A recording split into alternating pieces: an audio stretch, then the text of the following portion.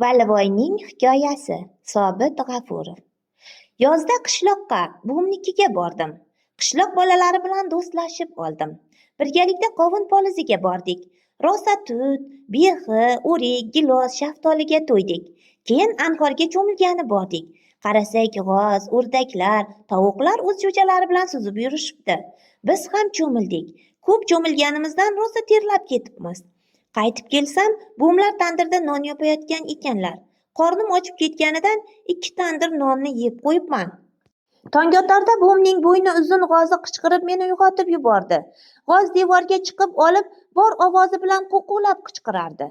Buvimning qizil tojli katta urushqoq xo'rozi har kun tuxum qo'yar ekan. Rosa tuxumga to'ydim.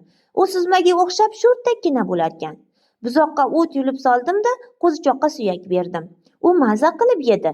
Bobomlar bir chanaga pichan ortib, zo'rg'a tortib kelib qoldilar. Juda sevinib ketdim. Olaparga sabzi, karam berdim. Shalpang quloq quyonni zanjirga bog'lab ko'chada rosa o'ynatdim. U qo'shnimning mushugi bilan chiqishmas ekan, ko'rishi bilan sayrab yubordi. Qishloq menga juda yoqdi. Yaxshi dam oldim, semirdim. Oftobda tanim oppoq bo'lib qoldi.